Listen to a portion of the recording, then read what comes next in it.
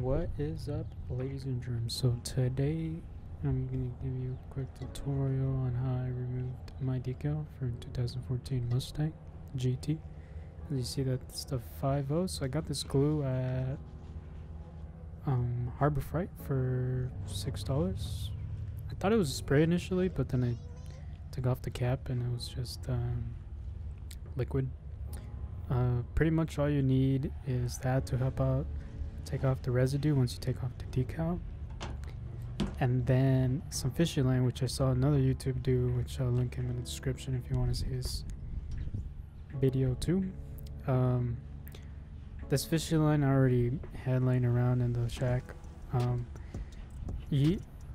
but if you don't have some and you want to go to Walmart to buy some, you don't get like the light one, get like a medium one. I would say maybe like 10 pounds, but also not too thick because you want the fishing line to fit in between the decal and the car.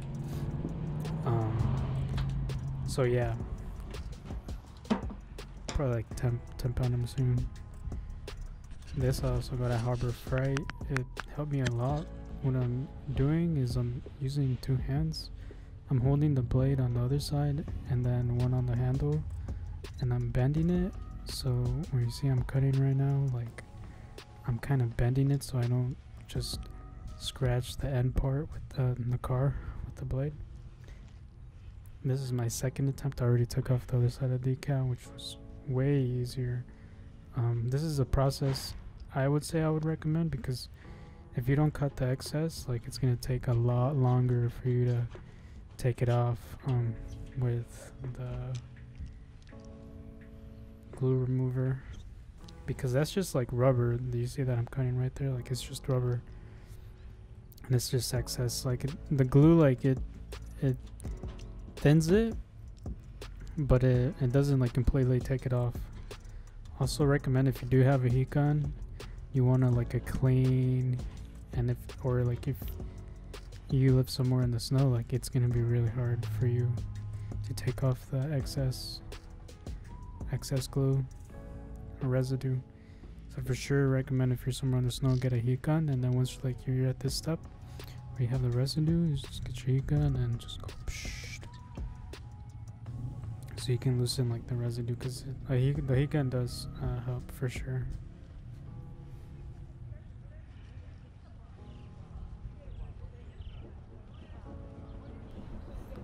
So this main reason as to why I'm taking off the decal, because this was like a pretty sporadic type of thing.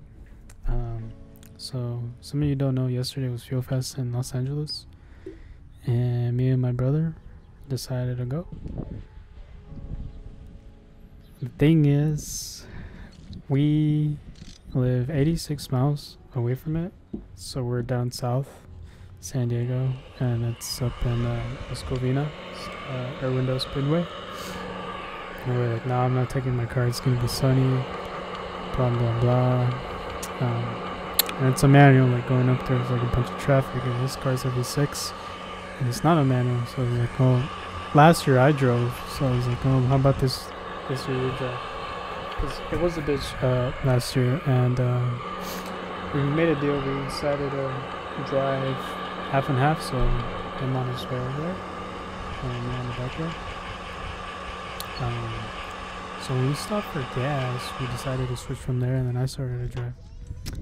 And it was funny because closer we got to Fuelfest, cars were pulling up and they were lucky, like teasing us, but it's funny because my brother has a 2014 Mustang V6 convertible, and it's red. And I was like, you know, it's funny, people are like, you know, some shitty Hondas, you know, some racers pulling up, you know, cutting us off. And I find it funny because that has never happened to me ever in my life. And I just thought it was funny. I was like, you know, probably because they don't see like the 5.0 badge, that they're walking up like that. So, you know, it's like, yeah, let me take off my decals. I still have the GT emblem on the back, which I do plan to change pretty soon. There's just a few other mods I'm taking, but it's gonna be completely no badge type of car. in a few months, and we'll see what type of reactions we get. But yeah, I mean, that was the main reason as to why I'm doing this mod. I mean, depending on the sound, maybe like they'll still know it's a 5.0, but personally, like the car's not loud when it's idling or I'm just cruising. But you know, we will see. Matt, we will see.